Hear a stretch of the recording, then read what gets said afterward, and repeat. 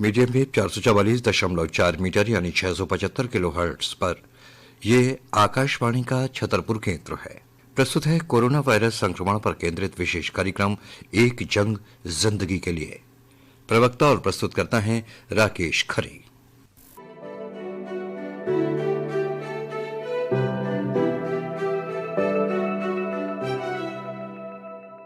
कार्यक्रम के सभी श्रोताओं को राकेश खरे का प्यार भरा नमस्कार। श्रोताओं, आज 5 जून है यानी विश्व पर्यावरण दिवस, और आज का दिन हम इसीलिए मनाते हैं कि सब लोग पर्यावरण और प्रकृति की रक्षा के लिए जागरूक हों।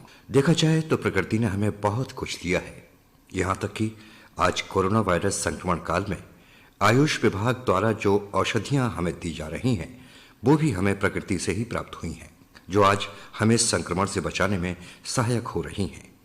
और जब प्रकृति ने हमें इतना कुछ दिया है तो हमारा भी फर्ज है कि हम भी प्रकृति और पर्यावरण की रक्षा करने के प्रति संकल्पित हों और एक एक पौधा अवश्य रोपित करें। श्रोताओं, आज इस कार्यक्रम के माध्यम से हम आपको जानकारी देने जा रहे हैं आयुष विभाग द्वारा दी जा रही औषधियों के बारे में कि किस तरह से ये आयुर्वेदिक औषधियां हमें कोरोना वायरस संक्रमण से बचाने में सहायक हैं। इस संबंध में हमने बात की निवाड़ी जिले की आयुष डॉक्टर रूपमाला भारती से। आपका आकाशवाणी की तरफ से बहुत बहुत स्वागत है। नमस्कार डॉक्टर साहब, हम जानना चाहेंगे, आज कोरोना वायरस संक्रमण चारों तरफ फैला हुआ है, आप इस वायरस संक्रमण को कैसे देखते हैं? कोरोना वायरस का जो संक्रमण, जो वैश्विक महामारी अभी इस दौर में चल रही है जी, उससे हमारे देश के साथ साथ पूरी दुनिया प्रभावित है। जी जी। और इस महामारी का अभी भी कोई इलाज नहीं है। जो हमारे जो सामान्य उपाय है, इससे ही हम इसका बचाव कर सकते हैं। बिल्कुल बिल्कुल। तो आपके अनुसार इस संक्रमण से बचने के लिए हमें क्या क्या उपाय करना चाहिए? मेनली तो इसमें हम अपना फेस और माउथ कवर करके रखें, मतलब मास्क लगा के रखें, और सोशल डिस्टेंसिंग मेंटेन करें और पर्सनल हाइजीन मेंटेन रखें। इसमें आप सैनिटाइजर से यूज कर सकते हैं। ये सारी चीजें आप, और भीड़ भाड़ के एरिया में आप ना जाएं जी, भीड़ भाड़ से जहां तक वो बचे, और जो भी आपके एरिया में बाहर से आ रहा है जी, उसको आप तुरंत से तुरंत हेल्थ डिपार्टमेंट को या जो भी आपके पास में उनको सूचित करें, जांच करवाएं उनकी, और उनको जांच के लिए प्रेरित करें कि आप जाएं और वहां जहां भी आपका कोरोना कंट्रोल रूम बना हुआ है या चेकिंग चल रही है, आप वहां जाके अपने आप को सबसे पहले प्रेजेंट करें। वहां आपकी जांच हो जाएगी। उसके बाद आपको क्वारंटाइन, यदि आपके पास कोई सिम्टम वगैरह आ रहे हैं तो आपको क्वारंटाइन कर दिया जाएगा। और इस तरीके से हमारा बचाव ही इस बीमारी से हमें बचा सकता है। डॉक्टर साहब, आयुष विभाग के द्वारा भी कुछ दवाइयाँ लोगों को लेने के लिए सलाह दी गई है। हाँ, आयुष की गाइडलाइन के अनुसार पहले जो दवाई दी जा रही थी जी, उसमें आपके संसमनी बटी जा रही थी, तिरकटी चूर्ण जा रहा था, और अणु तेल। ये जो आयुष डिपार्टमेंट मध्य प्रदेश शासन की तरफ से ये गाइडलाइन बनाई गई थी। इसके अनुसार हमने पूरे अपने आसपास के एरिया में पूरे सारे लोगों को ये दवाइयाँ घर घर जाके वितरित की हुई हैं। जीवन अमृत योजना के तहत हमारे पास जो त्रिकटु का काढ़ा है, उस काढ़े को हमें पिलाना है, जिससे लोगों की रोग प्रतिरोधक क्षमता बढ़ सके। जी जी। क्योंकि इस बीमारी से बचाव के लिए यदि व्यक्ति के अंदर पहले से ही रोगों से लड़ने की क्षमता है जी, तो वो व्यक्ति सेफ हो रहा है। क्योंकि इसमें अभी हम कुछ नहीं कर पा रहे हैं। त्रिकटु चूर्ण में क्या करना है, आपको 50 ग्राम के पैकेट गवर्नमेंट की तरफ से सारे घर घर प्रति व्यक्ति को दिए जा रहे हैं, पर फैमिली के हिसाब से डिस्ट्रीब्यूशन चल रहा है। तो उसमें आपको जो काढ़ा है, इसमें सौंठ, इलायची और पिपली, ये 3 चीजें दी गई हैं। इस काढ़े को हमें 5 ग्राम लेना है 1 लीटर पानी में, और फिर उसमें तुलसी के पत्ते डालने हैं। 3 से लेके 5 तक तुलसी के पत्ते उसमें डाल सकते हैं, गुड़ डाल सकते हैं स्वाद अनुसार, और फिर उसको हमें मध्य आंच में पकाना है। और जब वो पक के 1 लीटर से आधा लीटर हो जाता है, तो हमें घर के जितने भी फैमिली मेंबर हैं उनको 10 से 15 ml दिन में 3 से 4 बार लेना है। इस तरीके से आप 7 दिन तक लगभग ये रोग प्रतिरोधक क्षमता बढ़ाने के लिए आयुष औषधियों का उपयोग करें जी। उसके और इन चीजों के अलावा आप आयुष विभाग की तरफ से हम लोग उनको बोल रहे हैं कि आप गोल्डन मिल्क पिए जी, मतलब हल्दी डाल के पका के दूध पिए जी। और इसके साथ ही आप गर्म पानी, गुनगुना पानी पीते जाएं, क्योंकि ये वायरस का जो अटैक है जी हाँ। सबसे पहले आपके माउथ और गले को कवर करता है। जी। तो यहाँ का जो स्पेस है इसको हम इन दवाइयों के थ्रू और गर्म चीजों के थ्रू वहाँ का ये जो टेम्परेचर मेंटेन करके रखेंगे जी। तो वायरस आपके अंदर ही एंटर नहीं करेगा। बिल्कुल बिल्कुल बिल्कुल। और यदि रहता भी है तो 2-3 दिन यदि वो वहाँ जा रहा है तो आपकी जो इम्यूनिटी बढ़ाने के लिए जो दवाइयाँ दी जा रही हैं उससे आपकी सारी चीजें कवर हो जाएंगी। वैश्विक महामारी कोरोना के अलावा भी दूसरी आपकी जो बीमारी है उससे भी बचने के लिए आपको प्रतिरोधक क्षमता प्रदान करता है। बिल्कुल। आपने गोल्डन मिल्क की बात की है, तो गोल्डन मिल्क में कितनी मात्रा में हमें हल्दी का प्रयोग दूध के साथ करना है? 3 से 4 ग्राम हल्दी आप 1 गिलास दूध में डाल के बॉईल करके गर्म करके उसको आप लें। 1 गिलास सुबह और 1 गिलास शाम को। जी जी। हल्दी चूंकि आपकी एंटीबायोटिक है जी और एंटीसेप्टिक दोनों काम करती है, इससे आपका इम्यूनिटी पावर डेवलप होगा और जो इन्फेक्शन आएगा वो भी दूर हो जाएगा। जो आप ये जिनकी यहाँ पे सप्लाई जैसे नहीं हो पा रही है तिरकटू चूर्ण की, तो वो घर में भी आप बना सकते हैं उसको, क्योंकि इसमें जो घरेलू मसाले में जो चीजें रहती हैं वो ही आपको उपयोग करना है। सौंठ यूजुअली सभी के घरों में मिल जाएगी, दालचीनी भी मिल जाएगी, पिपली भी मिल जाएगी। इन तीनों चीजों को बराबर मात्रा में डाल के बॉईल करना रहता है। तो आप यदि कोई एरिया ऐसा है जहाँ आयुष विभाग की दवाइयाँ ना जा पा रही हों तो वहाँ पे ये सारे लोग आप अपने घर के मसालों से भी यूज करके अपने आप को सुरक्षित बना सकते। बिल्कुल बिल्कुल बिल्कुल। डॉक्टर साहब, अंत में हमारे तमाम श्रोताओं को और जो कार्यक्रम लोग सुन रहे हैं उनको क्या संदेश देना चाहेंगी, क्या अपील करना चाहेंगी इस संक्रमण से बचाने के लिए? मेरा लोगों से यही अनुरोध है कि आप सबसे पहले तो आप लोगों से दूरी बना के रखें, चाहे कोई काम हो सोशल डिस्टेंसिंग मेंटेन करके रखना है, और जरूरी नहीं हो तो बाहर ना जाएं, भीड़ भाड़ के एरिया में ना जाएं, मास्क लगा के रखें, अपने हाथ बार बार आधे 1 घंटे से धुलते रहें, और जहां पानी और साबुन की सुविधा ना हो वहां हैंड सैनिटाइजर का उपयोग करते रहें। महत्वपूर्ण जानकारी हमारे तमाम श्रोताओं को दी डॉक्टर रूपमाला भारती जी। आपने आकाशवाणी को महत्वपूर्ण समय दिया, आपका बहुत बहुत धन्यवाद। आपका भी बहुत बहुत धन्यवाद और सारे श्रोतागण का बहुत बहुत धन्यवाद। श्रोताओं, अभी आपने ये महत्वपूर्ण जानकारी प्राप्त की निवाड़ी जिले की आयुष डॉक्टर रूपमाला भारती से। श्रोताओं, पिछले दिनों विश्व के अधिकांश देशों में कोरोना वायरस संक्रमण के कारण लॉकडाउन किया गया। सभी प्रकार के यातायात साधन, फैक्ट्रियां, मिल एवं व्यावसायिक गतिविधियां बंद रहीं। इसके कारण हमारी प्रकृति और पर्यावरण पर क्या प्रभाव पड़ा, इस संबंध में हमने बात की ग्रीन ओलंपियाड के स्टेट कोऑर्डिनेटर और विज्ञान संचालक डॉक्टर सुशील द्विवेदी से। डॉक्टर सुशील द्विवेदी, आपका बहुत बहुत स्वागत है आकाशवाणी छतरपुर की तरफ से। जी भाई साहब, बहुत बहुत धन्यवाद आपका। आज विश्व पर्यावरण दिवस हम मनाते हैं 5 जून को, और पिछले दिनों बहुत ज़्यादा प्रदूषण फैला हुआ था पृथ्वी के ऊपर। अब अभी जब से कोरोना वायरस का संक्रमण हुआ तब से पूरे विश्व में लॉकडाउन हुआ, और इस लॉकडाउन के दौरान यातायात के साधन थे वो सभी बंद रहे, फैक्ट्रियां बंद रहीं, सारी चीज़ें रहीं। तो इसका पर्यावरण पर क्या प्रतिकूल प्रभाव या अनुकूल प्रभाव पड़ा? मैं बताना चाहूंगा कि 24 मार्च से जो भारत में के साथ साथ दुनिया के कई हिस्सों में लॉकडाउन घोषित किया गया, और इस दौरान से लेके अभी तक जहां दुनिया ने लाखों लोगों को खोया, लेकिन इस कोरोना काल में पर्यावरण का हाल बहुत अच्छा हुआ। हम और आप अगर देखें तो इस लॉकडाउन के दौरान प्रकृति अपनी मरम्मत खुद करती नजर आई। अब चाहे हम कुछ उदाहरण भी लेके देख सकते हैं, जैसे लोगों ने सोशल मीडिया के माध्यम से पंजाब के जालंधर शहर से या चंडीगढ़ से लोगों ने अलग अलग ऐसी तस्वीरें साझा की जो उन्होंने कभी नहीं देखी थी, और वह उन तस्वीरों के द्वारा दिखाया कि कैसे उन्हें हिमाचल प्रदेश में स्थित जो धौलाधार पर्वत श्रृंखला है वो उन्हें बिल्कुल साफ साफ दिखाई दे रही थी। या फिर हम और आप लोगों ने प्रदूषण कम होने की वजह से देश में नीले आसमान के नीचे टिमटिमाते तारों का दीदार किया। या फिर और दूर क्या जाएं, हमारी जो नदियां हैं जैसे जीवनदायिनी नर्मदा नदी या गंगा नदी या फिर यमुना नदी, इनके किनारे रहने वाले बासिंदों ने अलग अलग ढंग से अपनी भावनाओं को सोशल मीडिया के द्वारा भेजा और बताया कि हमारी नदियों का जल निर्मल हो गया। देखिए, यहाँ ये जानना बहुत जरूरी है कि जिस गंगा को साफ करने के लिए सरकारों ने तमाम प्रकार के गंगा एक्शन प्लान से लेके नमामि गंगे अभियान चलाए और लगभग 20,000 करोड़ रुपए फूंक डाले और उसमें थोड़ी सी मामूली सफलता ही मिली और उस गंगा को लॉकडाउन ने निर्मल कर दिया।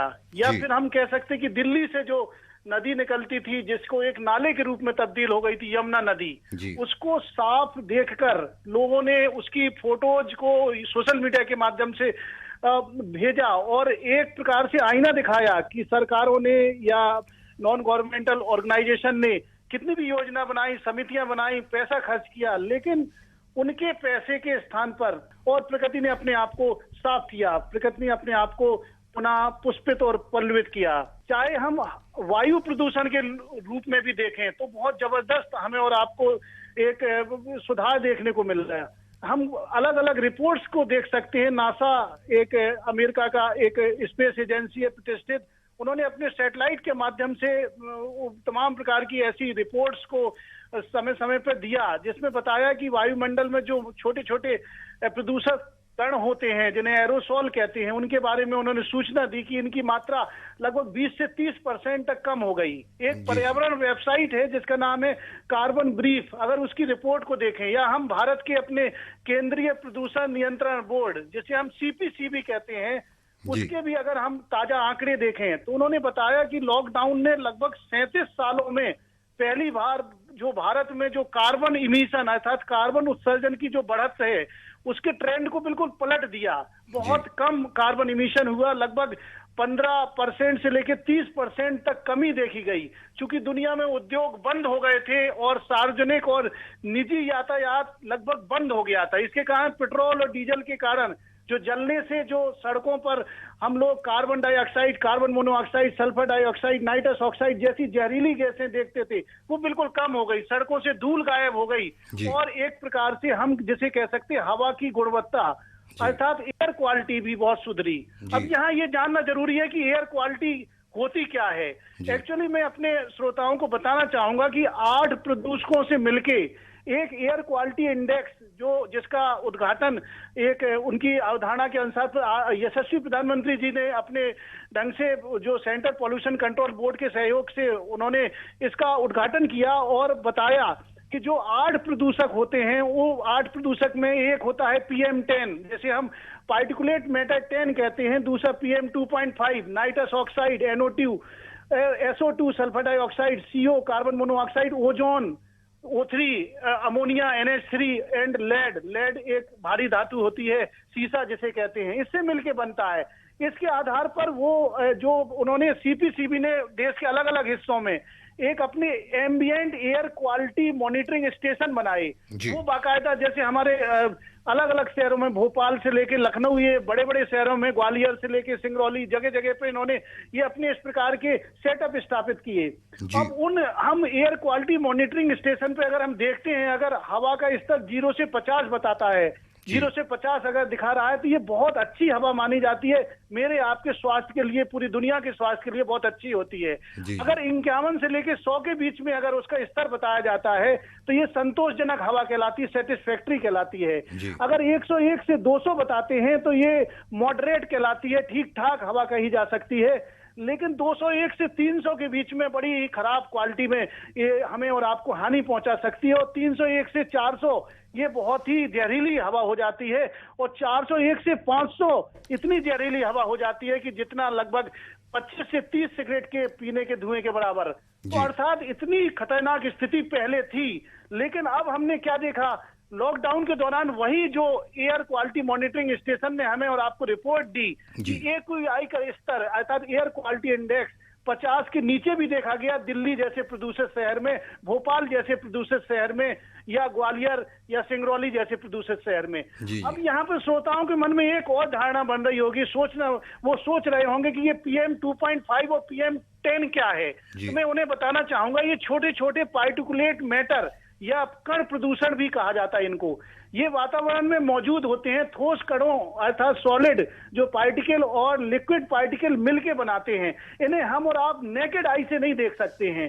अब सवाल उठता है कि जो वायु प्रदूषण इतना गंभीर, देखिए हम लोगों ने दीपावली के बाद देखा था बहुत सारे शहरों की हवा बहुत जहरीली हो गई थी, जिसकी वजह से हमें और आपको सांस लेने में बड़ी तकलीफ का सामना करना पड़ा, विशेषकर उन लोगों को जो छोटे बच्चे हैं जिनकी उम्र 10 साल से कम थी, या फिर वो लोग जो जिनकी उम्र ज्यादा है 60 साल से ऊपर। और यही कारण है कि ये 5 जून को हमें और आपको सभी को एक मौका दे रहा है, एक प्रण लेने के लिए, एक आज हमें और आपको हमको एक आज प्रतिज्ञा लेनी चाहिए कि हम जो ये वातावरण में सुधार हमें और आपको चारों तरफ से दिखाई दे रहा है, ये एक पॉज ना बन जाए, एक अल्प विराम ना बन जाए, इसको हमें कंटिन्यू रखना है अपनी अच्छी अच्छी एक्टिविटीज के द्वारा। जी सर, बताइए। एक चीज और पूछना चाहेंगे हम डॉक्टर सुशील द्विवेदी जी, वैश्विक स्तर पर जो ग्लेशियर पिघल रहे थे या ओजोन परत का छेद बढ़ रहा था, तो इसमें भी कोई अंतर आया है क्या इससे? बिल्कुल, आपने बहुत अच्छा सवाल किया है भाई साहब।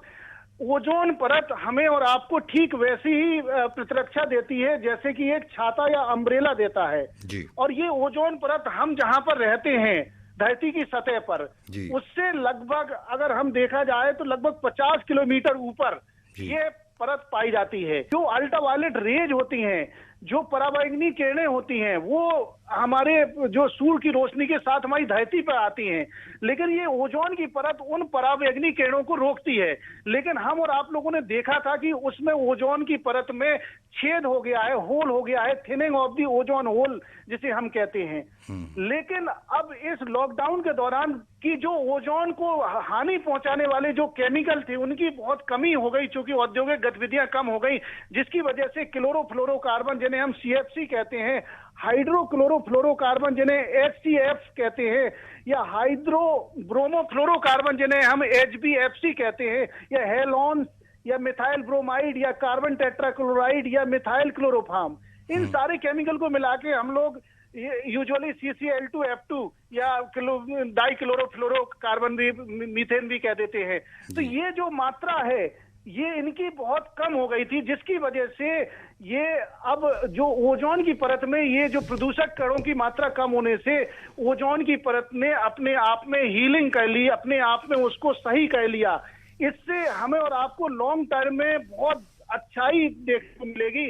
अब वो प्रदूषण हमारी धरती पर अल्ट्रावायलेट रे जो आती थी, जो हमें और आपको, जो गोरी स्किन वाले लोग हैं उनको कैंसर, स्किन कैंसर जैसी समस्या हो सकती थी, या उनकी आंखों में कैटरेक्ट हो सकता था, या फसलों में भी ये बहुत हानिकारक प्रभाव डालती हैं और उनमें फल या बीज नहीं बन पाते हैं। तो ये सारी स्थिति अब सुधरने की गुंजाइश बन गई है और अब सारा कुछ हमें और आपको देखना है कि अब हम आप किस प्रकार से इस अच्छी परिस्थिति को लेते हैं। जैसे हम कुछ और बातें बताएं, कुछ भूकंप वैज्ञानिकों ने, जैसे बेल्जियम की एक रॉयल ऑब्जर्वेटरी है, उनके वैज्ञानिकों ने उन्होंने भूकंप के ऊपर भी अध्ययन किया।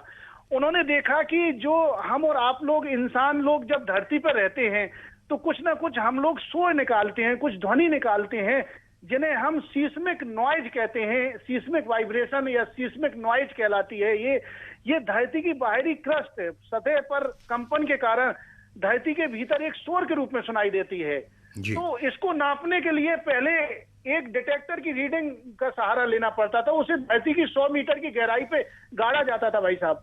लेकिन जब लॉकडाउन के दौरान वैज्ञानिकों ने ये देखा कि धरती पर ये शोर बिल्कुल कम हो गया, प्रदूषक गतिविधियां कम हो गई, तो वो जो एक्सपेरिमेंट वो 100 मीटर नीचे करते थे, वो उन्हें धरती की सतह पर वो डाटा मिलने लगे और उनके द्वारा उन्होंने जब उसका अध्ययन किया तो देखा कि जो 1 से 20 हर्ट्ज वाली जो इंफ्रारेड फ्रीक्वेंसी जो इंसानी गतिविधियों से पैदा होती थी वो बहुत ही कम हो गई और धरती हमारी बिल्कुल शांत हो गई और पुनः सुंदरता की ओर लौटने लगी। श्रोताओं, अभी आपने ये महत्वपूर्ण जानकारी प्राप्त की ग्रीन ओलंपियाड के स्टेट कोऑर्डिनेटर एवं विज्ञान संचालक डॉक्टर सुशील द्विवेदी से।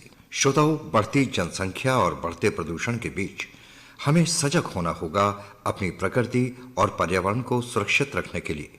तभी हम प्रकृति के इस नैसर्गिक सौंदर्य को बरकरार रख पाएंगे और स्वयं भी खुश और सुखी रह पाएंगे।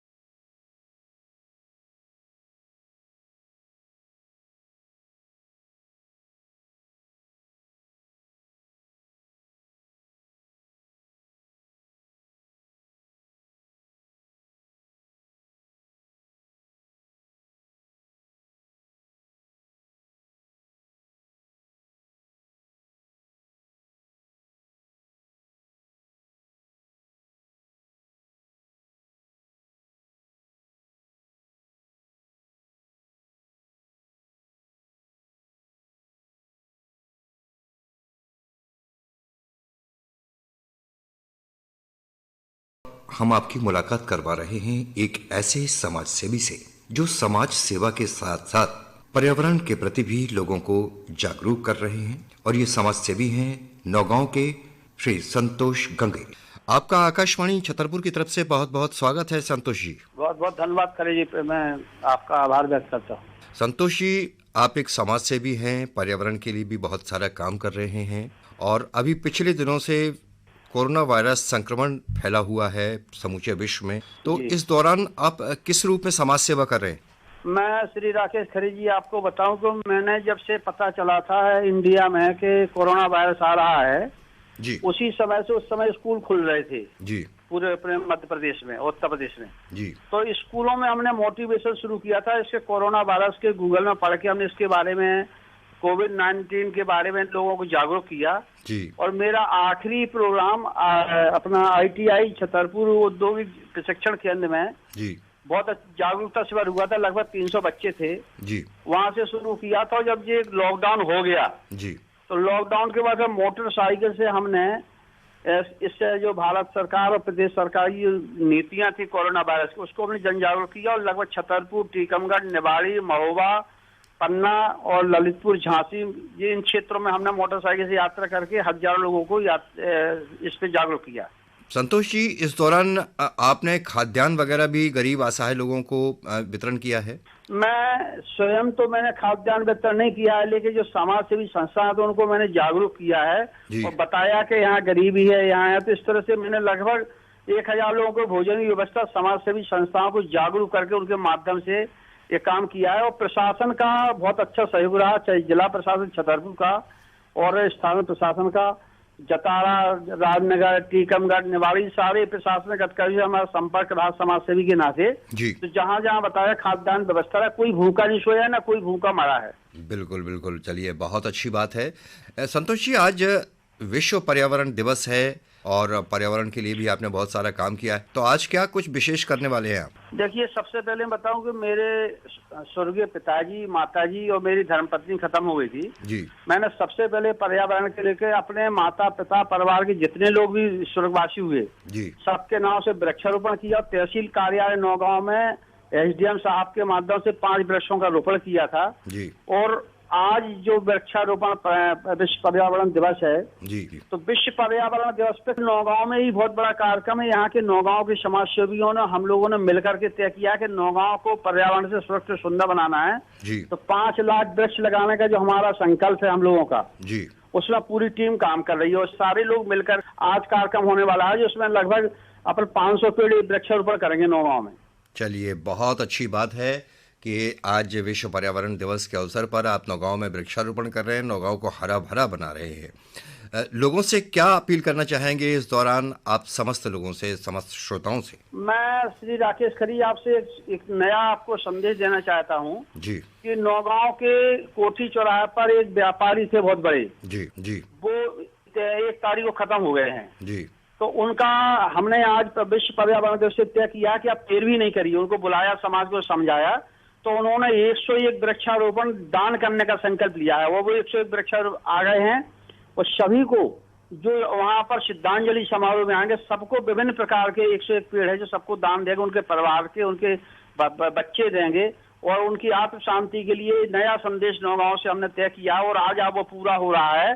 तो 101 वृक्ष लगाने का संकल्प लिया है जो पूरा हो रहा है। और विश्व पर्यावरण के लिए इससे अच्छा मौसम होता है, बरसात जैसी शुरू होती है, आषाढ़ का महीना कहलाती है अपने बुंदेलखंड में, तो आषाढ़ के महीने जो वृक्ष अपन रोप देंगे उनकी ज्यादा देखभाल करने के, केवल वृक्ष रोप करके उसके चारों तरफ अपन कोई रखवाली के लिए बाली या कोई ऐसा व्यवस्था बना दें और जो 3 महीने वर्षा होती है उसमें पेड़ अच्छी तरह से उग जाते हैं।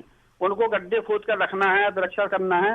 वृक्ष लगाना एक अलग बात है, लेकिन वृक्ष की सुरक्षा करना सबसे महत्वपूर्ण विषय है जी। बहुत बहुत धन्यवाद, आपने जो संदेश दिया तो हमारे तमाम श्रोता एक एक पौधा अवश्य रोपित करेंगे। बहुत बहुत धन्यवाद श्री राकेश जी, मैं आकाशवाणी का हृदय से आभार व्यक्त करता हूं जो हम वरिष्ठ नागरिकों को समय समय बुला करके और विचार रख करके समय देते हैं। बहुत बहुत धन्यवाद आपको। श्रोताओं, ये थे समाजसेवी संतोष गंगेले जिनसे हमने आपकी मुलाकात करवाई। श्रोताओं, उम्मीद है आप कोरोना वायरस संक्रमण के इस दौर में सोशल और पर्सनल डिस्टेंस का पालन करेंगे, अनावश्यक रूप से घर से बाहर नहीं निकलेंगे, मास्क का प्रयोग करेंगे, बार बार साबुन से हाथ धोते रहेंगे और अपने और अपने परिवार को स्वस्थ और प्रसन्न रखेंगे।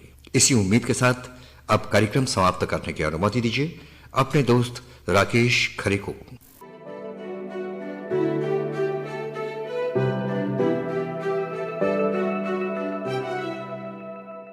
अभी आप सुन रहे थे कोरोना वायरस संक्रमण पर केंद्रित विशेष कार्यक्रम एक जंग जिंदगी के लिए। प्रवक्ता और प्रस्तुतकर्ता थे राकेश खरे।